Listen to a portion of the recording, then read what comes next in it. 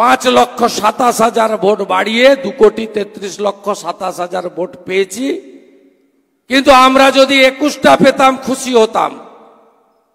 আরামবাগের আসন 6,000 ভোটে আমরা হারব, মেদিনীপুরের আসন 27,000 ভোটে হারব, বাঁকুড়ার আসন 30,000 ভোটে হারব, কোচবিহারের আসন 29,000 ভোটে হারব।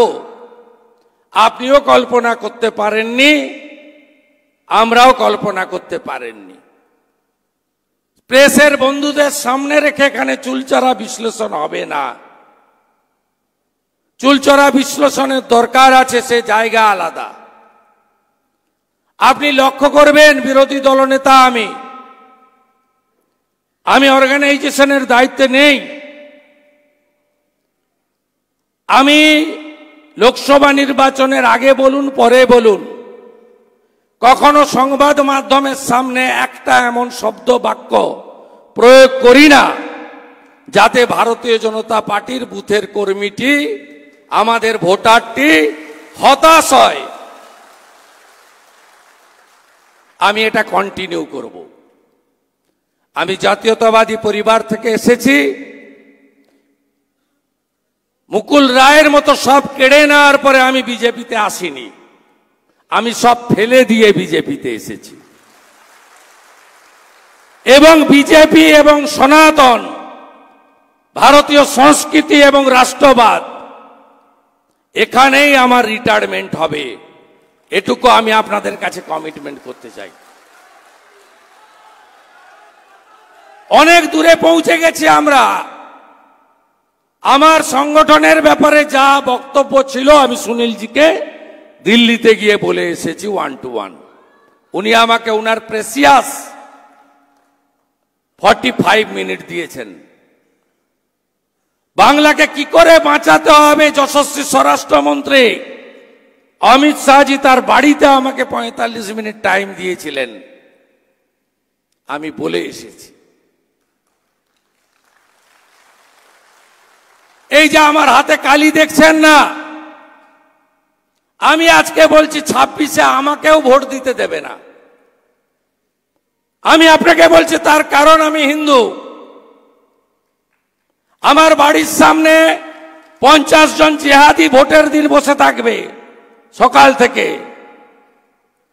পুলিশ দর্শকের আসন গ্রহণ করবে। এক্ষুনি যদি আমরা না জাগি, আমরা সায়েন্স সিটিতে বসে আছি তো, 10 কিলোমিটার দূরে ঘটকপুকুর ভাঙড়, 4টে হিন্দু অঞ্চল আছে। আমি এবারে ড্রাই জোনে ঘুরেছিলাম ভোটের সময় দেখতে, বাদুড়িয়া, হাড়োয়া, ভাঙড়, ক্যানিং পশ্চিম, যেখানে 1.5 লাখ 2 লাখ ভোটে যেতে ওরা। আমি দেখতে গেছিলাম লোকসভা ভোটের প্রচারে কি হয় ওখানে।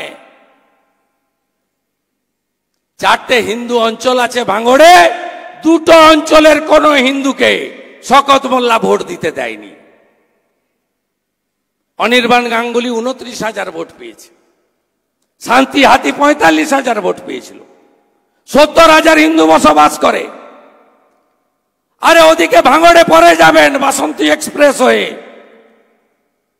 ওটা তো ইসলামাবাদ হয়ে গেছে। একটু দূরে বেঙ্গল কেমিক্যালের কাছে যান, মানিকতলা, উপনির্বাচন, একটা হিন্দু, আর হিন্দি কথা বললে তো ছেড়ে দেন, ঘর থেকে নামতে দেয়নি। 11টা হাউসিং, একজনকে ভোট দিতে দেয়নি। এপিক নিয়ে ভোট হয়নি, স্লিপে ভোট হয়েছে।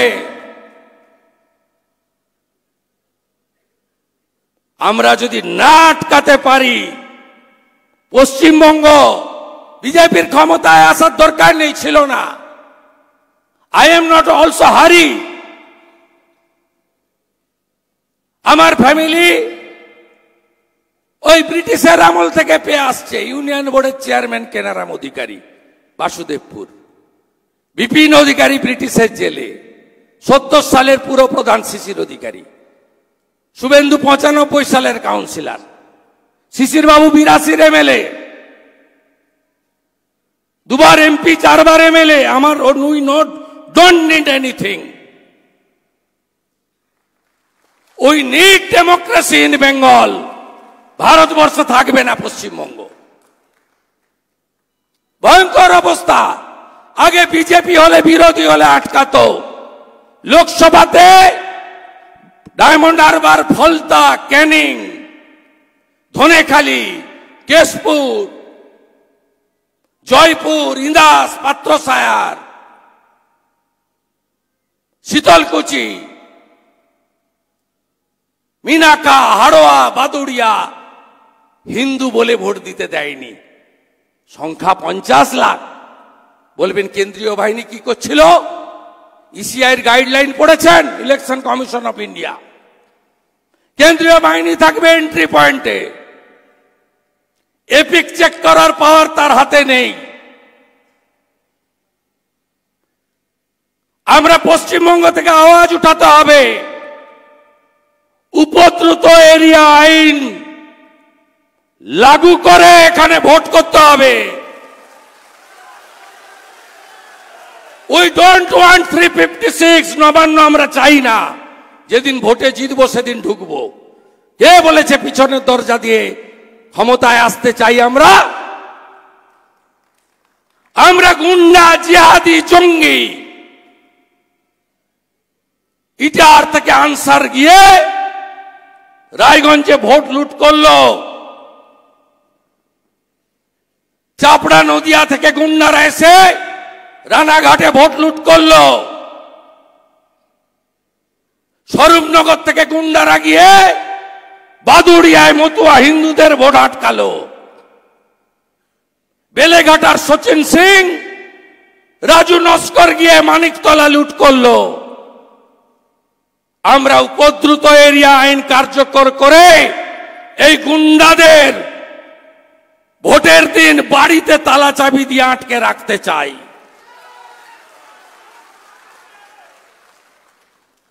আর আমরা চাই এপিক কার্ড দেখার পাওয়ার দেওয়া হোক কেন্দ্রীয় বাহিনীকে, ইলেকশন কমিশন। আপনি ভাবলেন ছেড়ে দেব? কাল তো রাজ্যপাল মহোদয়ের কাছে গেছি 100টা ভোটার নিয়ে।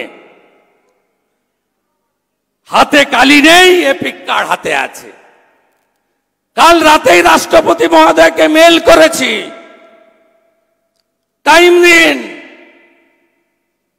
পশ্চিমবঙ্গের সংবিধান শেষ করে দিয়েছে। বলতে চাই, we want democracy in Bengal, safe democracy in Bengal, to protect constitution in Bengal. ECI কে আমি এলওপি বলেছি, 5টা লোক নিয়ে যাব, কি হয়েছে বলে আসবো। ওয়েবকাস্টিং এর লাইভ অ্যাক্সেস কেন ক্যান্ডিডেটদের দেবেন না? রায়গঞ্জে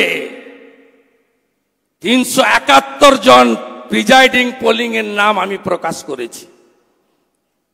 আমি ছাপিয়ে দিয়ে দেবো আপনাদের, আমার সোশ্যাল মিডিয়া হ্যান্ডেল দেখে নেবেন। এই জিনিস বদলাতে হবে। ভারতীয় জনতা পার্টির সাংগঠনিক দুর্বলতা, নেতৃত্বের ব্যর্থতা, এসব পরে হবে।